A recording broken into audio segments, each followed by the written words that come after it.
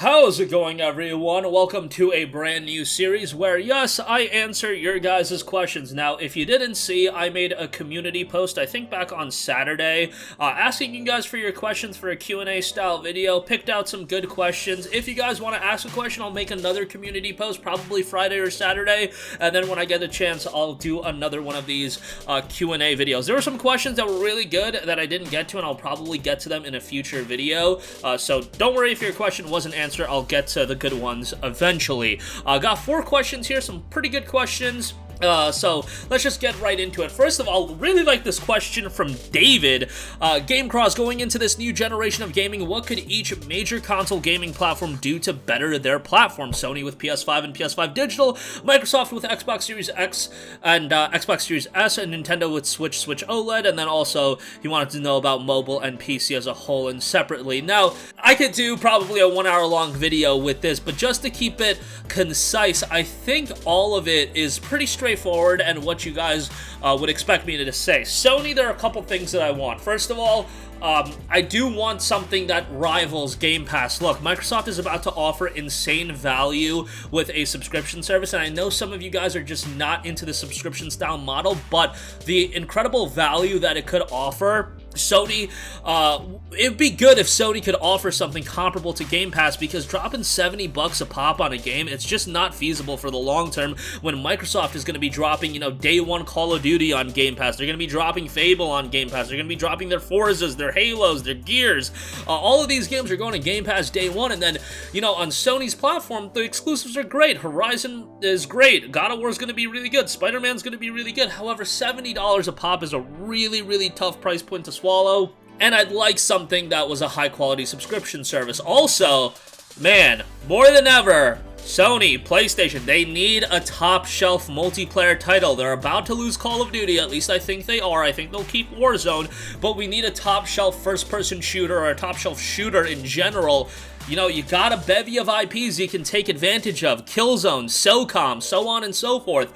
Sony has done a lot of great stuff with their exclusives, but their exclusives follow a very similar formula. Single-player, narrative-driven, open-world, action RPG, whatever. You guys get the idea. They're very formulaic, they're very good, but they do follow a similar formula, and you can continue following that formula, but throw in a multiplayer game. I've been dying for a multiplayer game on PlayStation, and if that multiplayer game is just going to be, a Killzone Master Chief collection, so to speak, the Helgan Complete collection or something, Helgas Complete collection, I don't know, that would be at least serviceable for now while we wait for a bigger multiplayer title. I just want something like that. So that's what I want out of Sony. Microsoft, on the other hand, it's just about games at this point. Man, I think Microsoft has the infrastructure and the fundamental elements of a high-quality gaming platform. At this point, it's just putting out games. It's putting out high-quality first-party titles and elevating your first-party to the level of Sony, but they're already doing that to an extent. Forza was great. Halo Infinite was great in my opinion.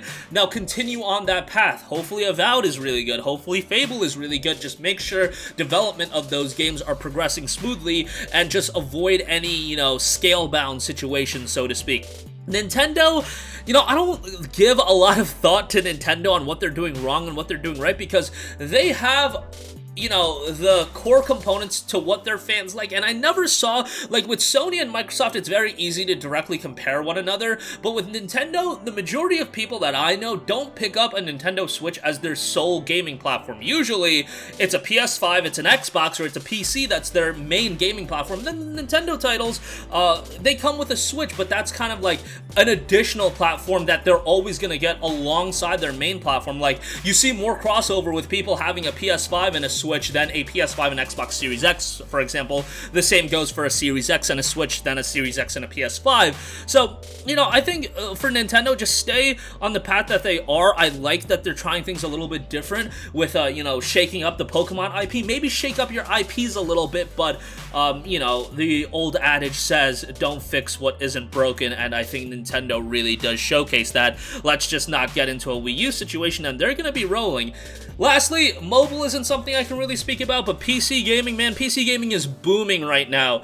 It is a great time to be a PC gamer because you are getting all of the Xbox exclusives. You're getting some of the Sony exclusives trickling in with your God of Wars, your Horizons, Days Gone, Uncharted's coming, Ghost of Tsushima's probably coming, and you're getting some Nintendo titles as well, like Nex Machina, not Nex Machina, excuse me, the mech title that I'm completely forgetting the name of, but you got Octopath Traveler, and you got games like that coming to PC as well, and then PC, you got great features like emulators, you got all those features. The only real issue with PC gaming as a whole, and I don't know how you remedy this situation, it's the graphics card prices, man. Like, people can't be dropping, you know, $1,000, $850 for a mid-range graphics card. That's just not something feasible for the majority of people. So you see people now going the route of buying a pre-built PC and just gutting the GPU or something like that. It's still a very, very expensive proposition when you're looking at what should be an $800 PC going for $1,500, $1,600, $1,700, and that's just not a price a lot of people could pay.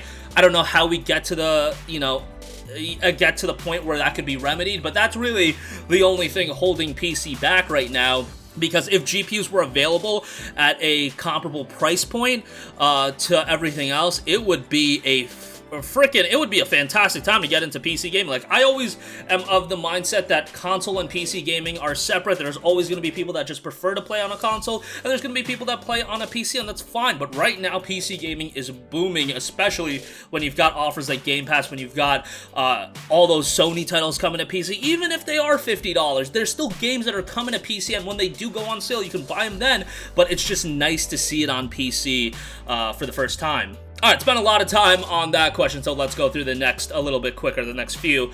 Brandon P has another good question. What are some brand new, never seen before reveals you would like to see most in 2022? I'd have to go with Dragon's Dogma 2, the action RPG Moon Studios is working on, whatever Cory Barlog is working on, Jedi Fallen Order 2, the other game Guerilla is working on, and Ghost of Tsushima 2, even though a couple of those probably only be a tease. Now, what you say at the end really does go with what I'm about to say.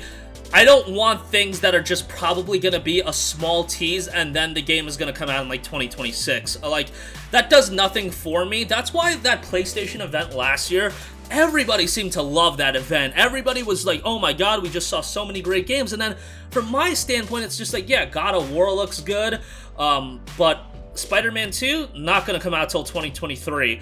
X-Men, or Wolverine, excuse me, not gonna come out till like 2024 or 2025. What does that do for me to see a teaser for a game that's gonna come out in 3, 4, 5 years? I want to see games that I can play within the next year to 18 months. I know that might be unreasonable at times, and sometimes it does make sense to announce games earlier, but that's just my personal preference. As far as what new game reveals I'd like to see, man, I'm right on board with you. Dragon's Dogma 2 would be awesome. Ghost of Tsushima 2 obviously would be a cool reveal. Want to go a different direction as well from a Capcom standpoint. Would love to see a new Mega Man X title. The Mega Man X collection did relatively well. Seems like Mega Man is on a bit of a hot streak. Would love to see an X9. Mega Man Battle Network collection would be really cool to see in my opinion as well. And obviously, Final Fantasy VII Remake Part 2, I'm always going to be a JRPG guy. FF7 Remake Part 2. Bandai Namco, I've been begging for a Tales of Abyss remake. If we can get that, that would be tremendous. And I think that would also elevate the Tales of franchise like Tales of Arise did. So hopefully we see that as well. But those are just some of the things. I'm sure something's going to get revealed that completely blows me away this year that I didn't even see coming. But nevertheless, there you go with that. Next up, we have a question from Immortaln't Being. If there was a game that you want to be remastered, what would it be? Now, this is a remaster, not a remake, so I put like Tales of Abyss aside from this one. The game that I always go back to as far as wanting a remaster, and there's always several, but this one always pops up to me, is Enslaved Odyssey to the West. It's a game that came out back in 2010, saw a PC release as well, but I got Enslaved Odyssey to the West on the PS3, and I absolutely love that game, man. It was a post-apocalyptic title centering two characters, Monkey and Trip, and they just have this very interesting dynamic together, and the whole game is really unique.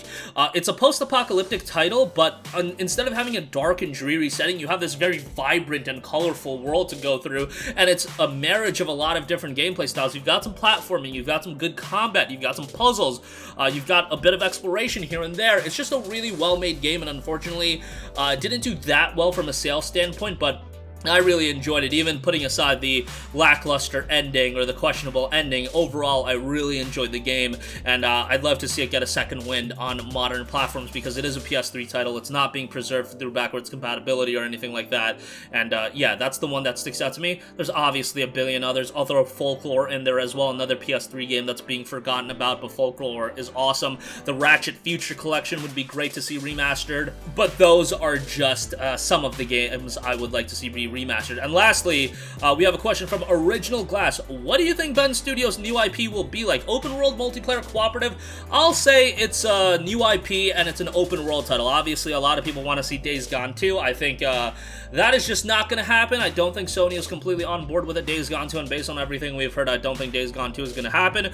But I do see them working on a open world game, parlaying what they learned from the development of Days Gone into a new IP, and hopefully delivering something even better than Days Gone. I thought Days Gone had some quality elements. I thought on PS5 and PC, it's a far, far better game than what it was on PS4, but yeah, I don't think Days Gone 2 is going to happen. I see an open world, new IP, maybe with some cooperative elements. I'm not sure about that. That's just a shot in the dark. Hard to guess with what is going to happen with a new IP, but that's my guess right now. Open world game, new IP, parlaying what they learned from Days Gone into the next game. So that's going to do it for me. 4 questions. Thank you guys. Again, David, Brandon P, Immortaln't being an Original Glass for those questions. There were a lot of great questions. I've got about like 35 questions on my community post. Again, for the next video, I'll put another community post, probably Friday or Saturday, and leave your questions. If you guys want to ask anything gaming related, anything that's a little bit unrelated to gaming, I'll see the question and I'll try to answer it the best I can. I got some really good not gaming related questions, so I'll try to get to that in the next video, but we only covered 4 questions and we're already 12 minutes deep here. So that's going to do it for me. Sound off with all of your thoughts in the comments section down below. Thank you for watching and goodbye. Hey guys, we hope you enjoyed the video, and if you did, make sure to hit the subscribe button, and if you're already subscribed, do us a favor and hit the bell icon. This way you'll be notified whenever we post a new video. That's the best way to keep up with all of our uploads, and we usually try to upload 2 videos a day. And with the bell icon hit, you'll be notified whenever we do upload a video. As always, thanks for watching.